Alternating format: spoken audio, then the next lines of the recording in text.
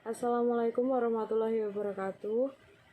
Perkenalkan, nama saya Afifah Putri Rasyidah. Di video kali ini saya akan mempresentasikan sedikit materi tentang KB, imunisasi, dan bayi tabung. Untuk materi pertama, kita langsung saja membahas tentang KB.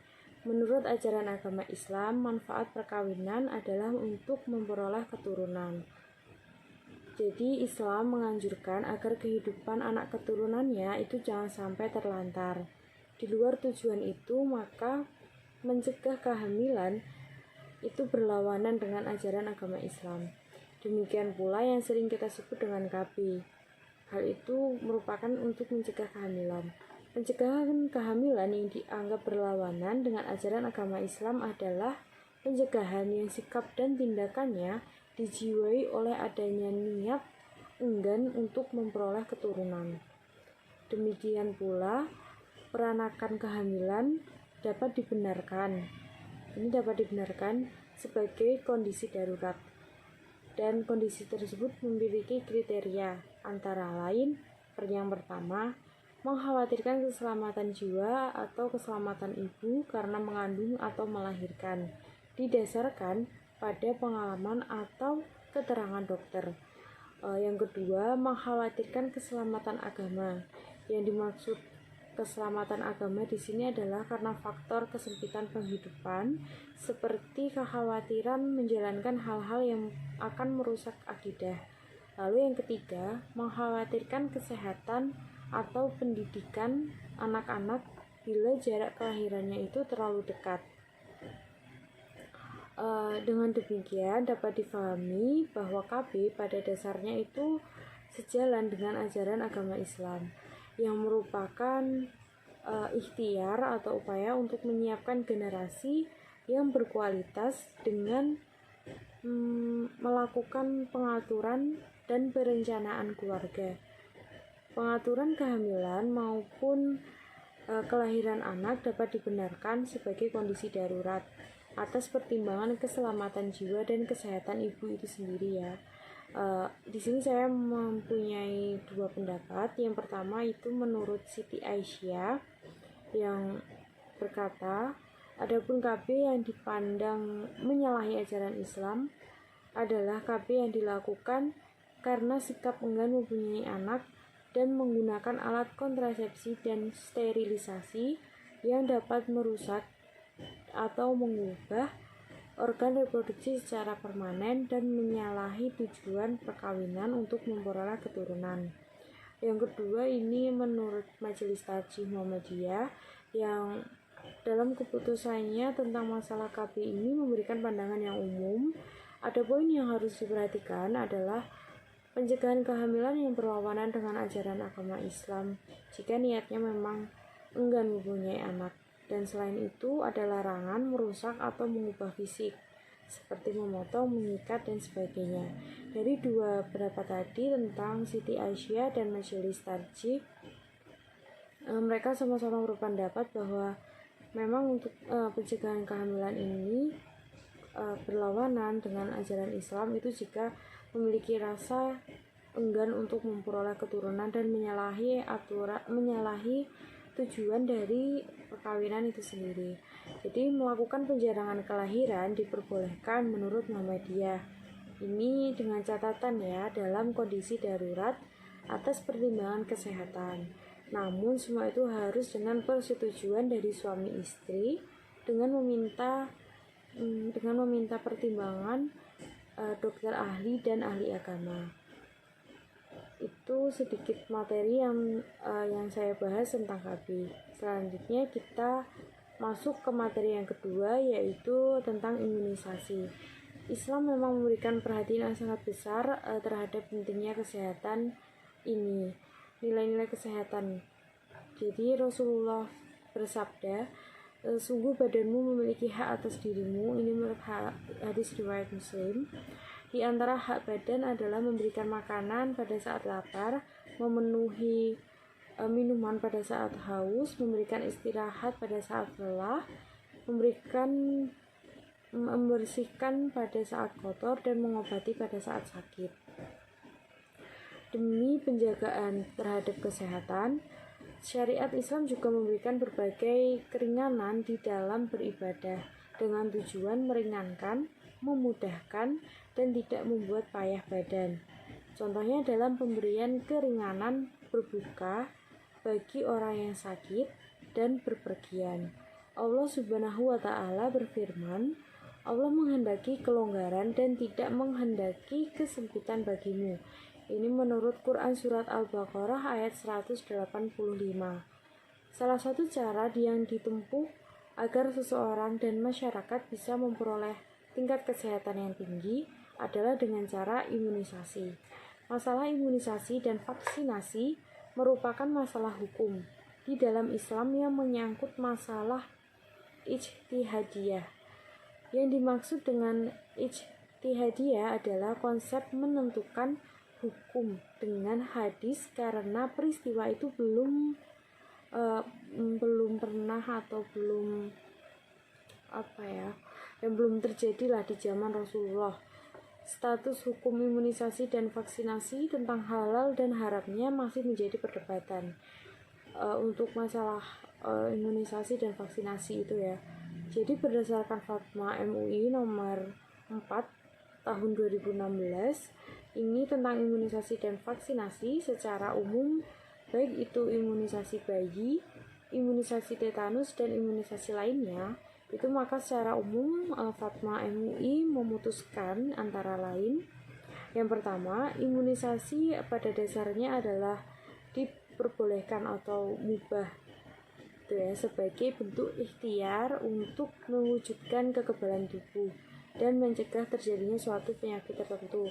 Karena imunisasi ini kan dilaksanakan untuk membuat daya tahan tubuh manusia itu lebih kuat gitu.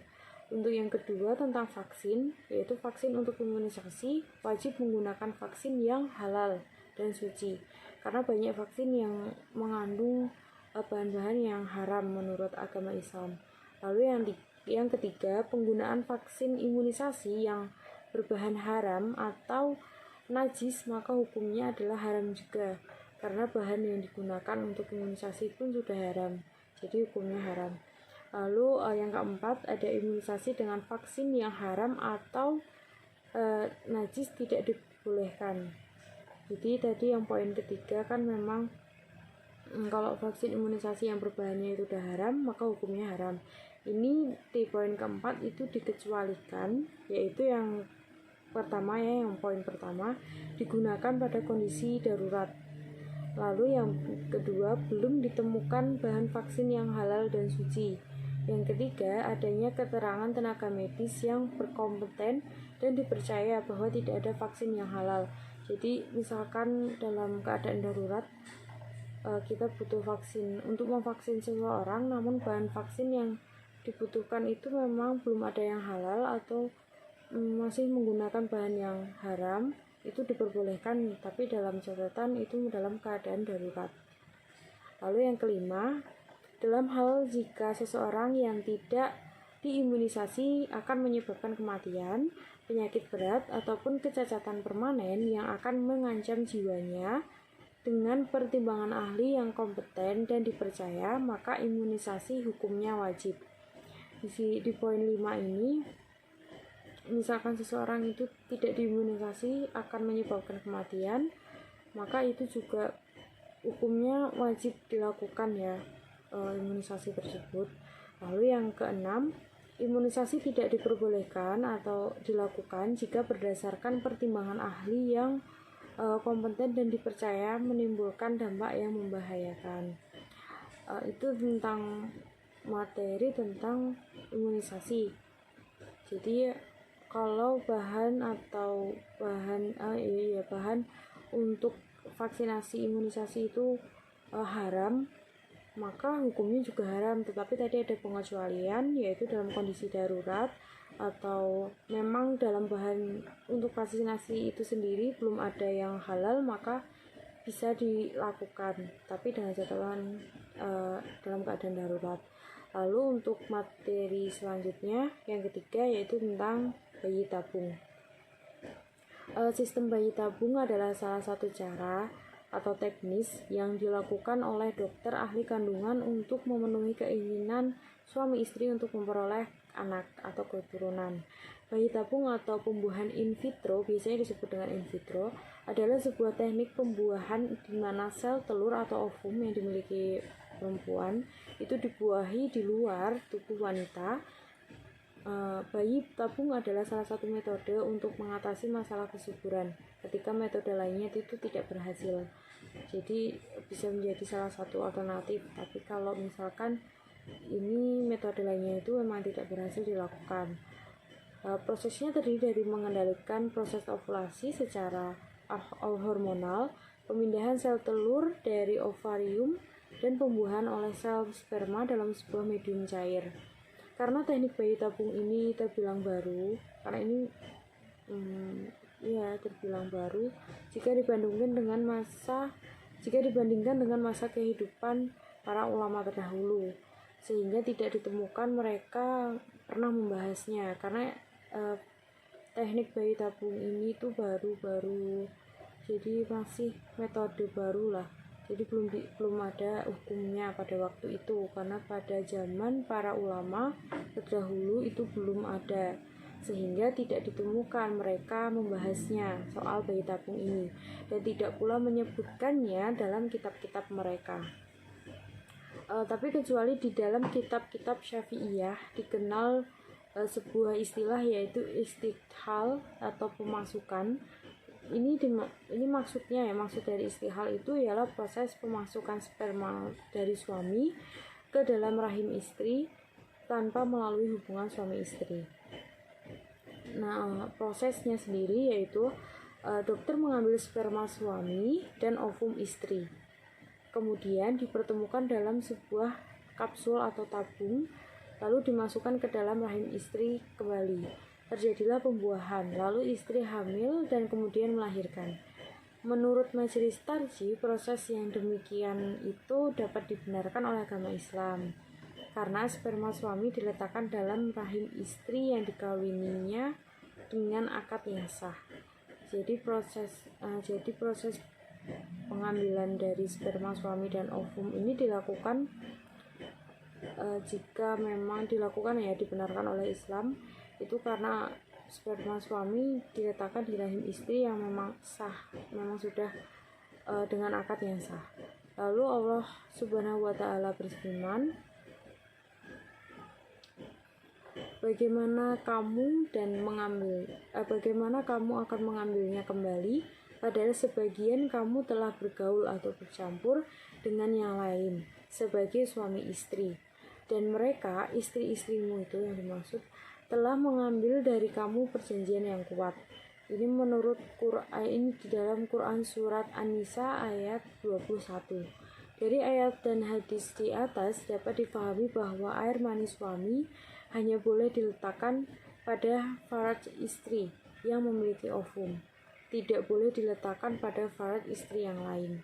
Sperma dan ovum yang ada dalam tabung itu hanya boleh diletakkan dalam rahim istri yang memiliki ovum. Jika kapsul itu diletakkan pada wanita yang lain atau istri yang tidak memiliki ovum, maka berdasarkan hadis di atas, perbuatan itu tidak dibenarkan.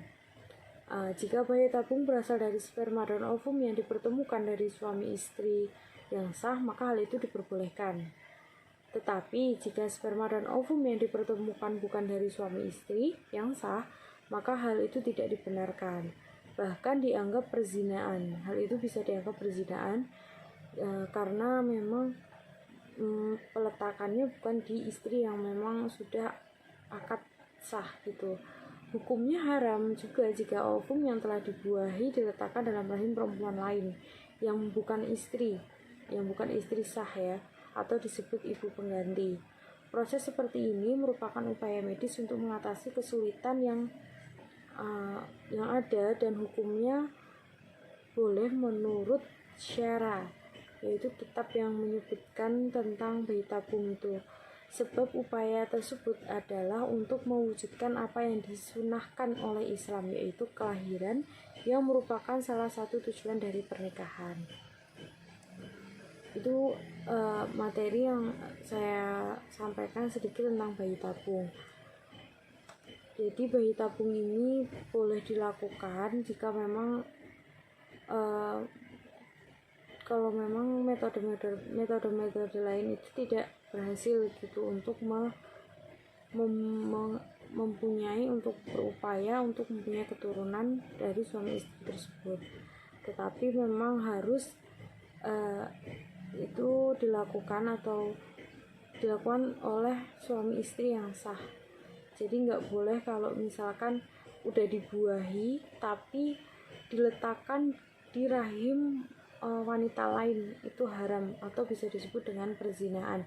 Jadi kalau mau bayi tabung, yaitu dari ovum istrinya sendiri yang sah dan suami yang sah, sperma suami yang sah dipertemukan di luar